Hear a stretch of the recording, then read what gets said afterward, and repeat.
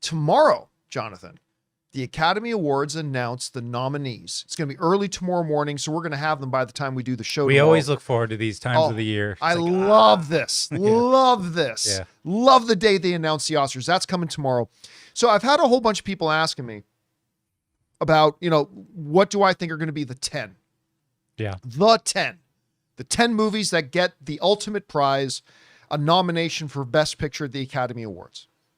So I'm going to give you my 10 in order of likelihood.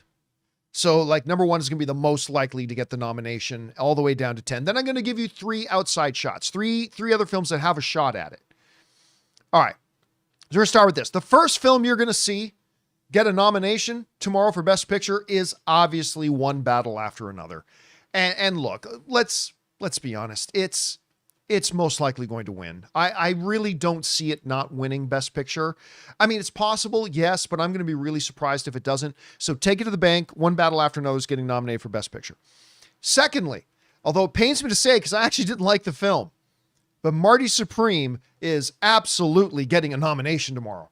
So you're going to see One Battle After Another get nominated for Best Picture. You're going to see Marty Supreme nominated. And again, one of the best performances, maybe the best performance we've gotten out of Timothée Chalamet. By the way, he's probably a lock to win Best Actor. Yeah, I think so. And I loved his performance. And I just didn't really like the movie, but it is getting nominated. So I've got that at number 2. Number 3, my favorite film of the year, Sinners. Sinners is absolutely getting nominated for Best Picture tomorrow. I can't imagine a reality in which it doesn't. Again, I don't think it's going to win, but I do have it in the top 3, so it's got an outside shot. I still think it's going to be One Battle After Another, but my favorite film of the year, Sinners, is getting nominated. The 4th film, I think you can take to the bank getting nominated tomorrow, was one of the most emotionally moving and beautiful films I've seen all year, Hamnet. It just ultimately... It was one of those films that for the first couple of bits of it, I'm like, what's happening? What's happening? What's happening? And then it gets into the third act and I'm like, oh my God, it all pays off. It's so beautiful. And it's one of those films that Academy members really, really love. You're going to see Hamnet get one of those 10 Best Picture nominations. The 5th film that's going to get it, and I remember I got floored. I was enamored with this the first time they showed us a preview for it. It was Just an Accident. Now, not a big box office film. Not a ton of people saw it. Yeah. There's not a lot of people like reading subtitles, but a moving story about morality, revenge, crossing lines, all that kind of stuff. And again, just one of those films. Every year it seems like the Oscars get at least one foreign film they really, really fall in love with. I think this is that one. So it was Just an Accident at number 5. At number 6, my second favorite Guillermo del Toro film of all time. Really? Okay. Frankenstein. Yeah, you know, it was almost my number 1, but the more and more I thought about it, I still think that it just needed that little bit more to overtake Pan's Labyrinth for me. But it is my second favorite one he's ever done. I wrestle between Pan's Labyrinth and Shape of Water. Oh, I mean, Shape of Water was fantastic. Yeah. It was great. I love seeing women make out with fishmen. It just really scratches that itch. But I mean, yeah, Frankenstein, I loved it, man. Yeah. I love Frankenstein. So that is taking the 6th spot. The 7th spot. Maybe overall, the best acted movie of the year. Like, it's not going to get Best Actress and it's not going to get Best Actor. But just overall in its totality, maybe the best overall ensemble performance of the year. Sentimental Value. Yeah, but certainly Best Actor, Actress nominations probably. Yeah, nominations are coming. Yeah. Nominations are coming. Yeah. But I mean, when you just looked at the whole cast, the level of all of them was just so beautifully acted. Anyway, it's a gem. It's going to get nominated. All right, now we get into the 8, 9, and 10. And the 3, this is where it gets a little bit more precarious. Mm-hmm. Here's the 3 I've put in the 8, 9, and 10 spots. And then I'm going to mention the 3 that could replace these 3. All right. All right. So the 8, 9, and 10, I'm going to go my number 8 spot. I'm going to say F1 gets a Best Picture nomination. It's got that same kind of Top Gun Maverickishness to it. I mean, obviously directed by the same guy. Right. But it's a big crowd pleaser. It did really well at the box office for what it was. And beautifully acted, great performance, thrilling movie. I'm going to say that F1 gets one of those final 3 spots. My number 9 films that are going to get nominated tomorrow for Best Picture of the Year. Weapons. Man, I knew we were in for something good with this movie, but even I wasn't prepared for how good it would be. This was a movie that just haunted me, made me think about it for days after I watch it. It's absolutely incredible. Yeah. I think Weapons is getting one of those spots. Incidentally, when I go on jogs now, I run just like that. Just to freak people out a little bit. Every once in a while, Anne, like if I lose her in an department store or something or in a Best Buy, she'll come running around the corner like that just to freak me out. So anyway.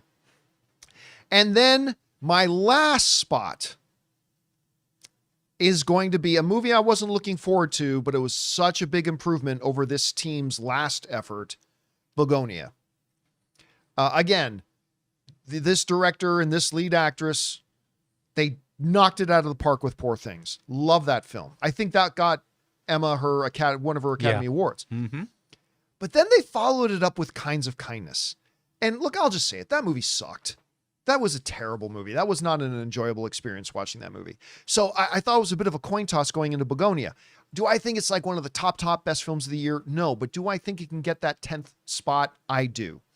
So that means in my 8, 9, and 10 spot, I've got F1, Weapons, and Begonia. Now I'm going to mention 3 other films that could all replace those 3, or maybe 1 or 2 could pop up into those bottom 3 spots.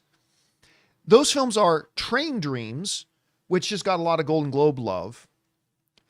Jay Kelly with The Clune and Adam Sandler. Mm-hmm. And The Secret Agent, which also just got a lot of award season love. So like Train Dreams, Jay Kelly, and The Secret Agent could all replace F1, Weapons, and Begonia, or 1 or 2 of them could replace 1 or 2. Like I feel really good about my top 7. Those are locks. Those are definitely locks. 100% locks. Like One Battle, Marty Supreme, Sinners, Hamnet, It Was Just an Accident, Frankenstein's Sentimental Value. Take it to the bank. Those ones are getting 7 of the nominations. But then those last 3 spots, I'm going to go with F1, Weapons, and Begonia, but don't be shocked if any of those 3 or all of them are replaced with Train Dreams, Jay Kelly, and Secret Agent. So do you think I'm leaving anything out there, Jonathan, that maybe I should be considering, or do you think that pretty much covers all the bases? It's a pretty solid list. I do feel like I understand where you're coming from with F1. I think it does get bumped by either Train Dreams or the Secret Agent.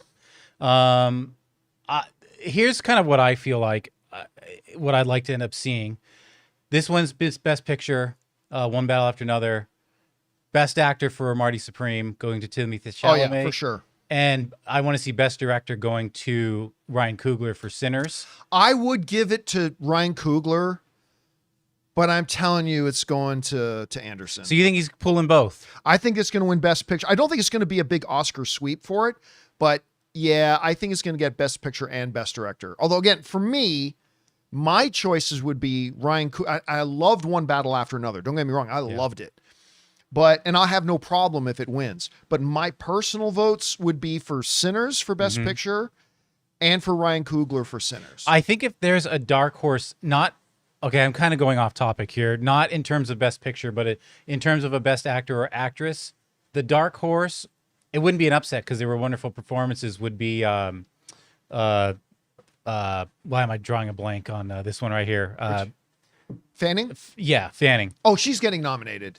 And could be, and I don't say upset like I'd be upset about it, but like a dark horse winning. Well, guys, there you have it. We're getting the awards. We're getting the Oscar nominations all tomorrow, which we will cover in depth, of course. But there are my predictions for the 10 films that you're going to hear nominated. Do your predictions match mine? Do you have some changes in them? Whatever your prediction list looks like, go ahead and leave it down in the comments section below. Hey guys, thanks so much for watching this video. Make sure you like the video, leave a comment, and subscribe to our channel. And don't forget, we have a daily podcast called the John Campea Show podcast, available on Apple Podcasts, Spotify, or your favorite podcasting app of choice. Go and subscribe to it today so it'll be there when you need it.